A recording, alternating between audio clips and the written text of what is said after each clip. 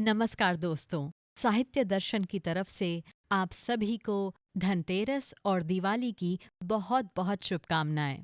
आपके लिए ये दिवाली मंगलमय हो। प्रत्येक वर्ष दिवाली से 2 दिन पहले कार्तिक मास में कृष्ण पक्ष की त्रयोदशी तिथि को धनतेरस का पर्व मनाया जाता है। इस दिन को धनतेरस या धन त्रयोदशी कहा जाता है। इस दिन खरीदारी करने की परंपरा है। धनतेरस के दिन लोग सोने चांदी की वस्तुओं से लेकर पीतल और तांबे आदि के पात्र और बाकी चीजों की खरीदारी करते हैं। इसी के साथ धनतेरस के दिन माता लक्ष्मी, धन कोषाध्यक्ष भगवान कुबेर और मुख्य देव के रूप में धन्वंतरी भगवान का पूजन किया जाता है। मान्यता है कि इस दिन माँ लक्ष्मी व कुबेर देव की पूजा अर्चना करने से धन संपदा की वृद्धि होती है और धन्वंतरी देव का पूजन करने से आरोग्य की प्राप्ति होती है। आइए सुनते हैं धनतेरस की कथा। एक बार भगवान विष्णु ने धरती लोक में विचरण करने का निश्चय किया। जब उन्होंने ये बात लक्ष्मी जी को बताई तो उन्होंने भी साथ में चलने का आग्रह किया। तब विष्णु जी ने कहा, अगर तुम मेरे साथ चलना चाहती हो तो तुम्हें मेरी आज्ञा का पालन करना होगा और मेरा कहा मानना होगा। लक्ष्मी जी ने भगवान विष्णु की शर्त मान ली और उनके साथ धरती पर विचरण करने निकल पड़ी।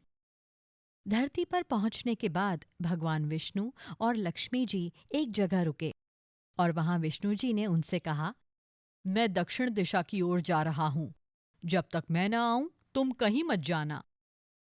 विष्णु जी के जाने के बाद लक्ष्मी जी के मन में ये जिज्ञासा पैदा हो गई कि आखिरकार दक्षिण दिशा में ऐसा क्या है जो स्वामी मुझे उनके पीछे आने के लिए मना कर रहे हैं। लक्ष्मी जी से रहा नहीं गया और अपनी जिज्ञासा को शांत करने के लिए वो भी विष्णु जी के पीछे पीछे चल पड़ी। थोड़ी दूर जाने पर उन्हें सरसों का एक खेत दिखाई पड़ा जिसमें पीले फूल खिले हुए थे।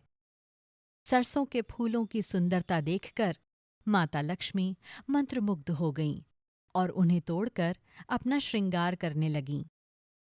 इसके बाद थोड़ा और चलने पर उन्हें एक गन्ने का खेत दिखाई दिया। लक्ष्मी जी ने गन्ने तोड़े और उनका रस पीने लगीं। उसी क्षण भगवान विष्णु जी वहां प्रकट हो गए।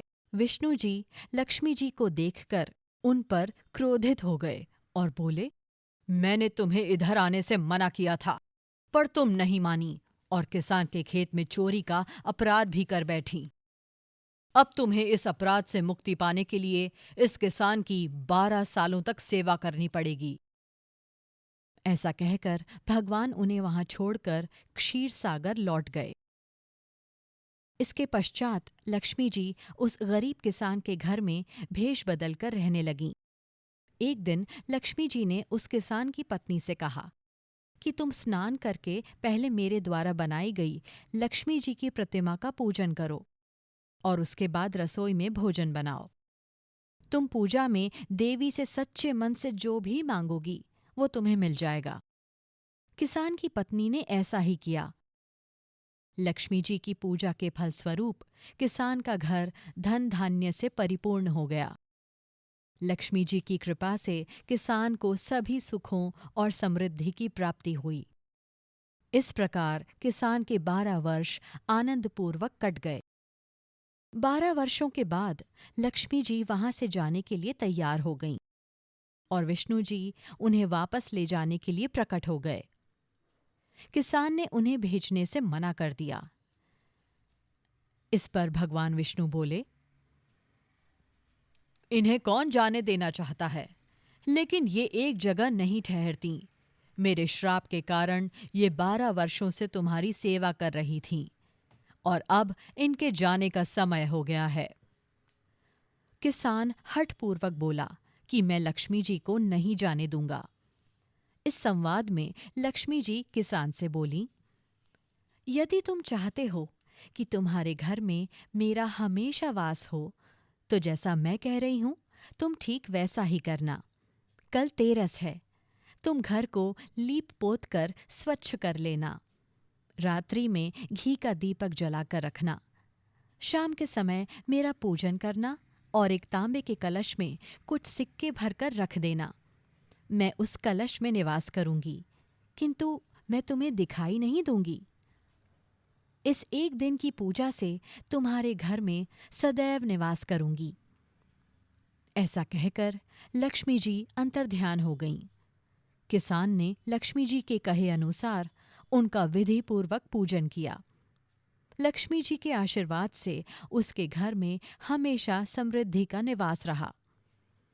मान्यता है कि तभी से धनत्रयोदशी के दिन लक्ष्मी जी की पूजा होती है और धनतेरस का त्योहार मनाया जाता है।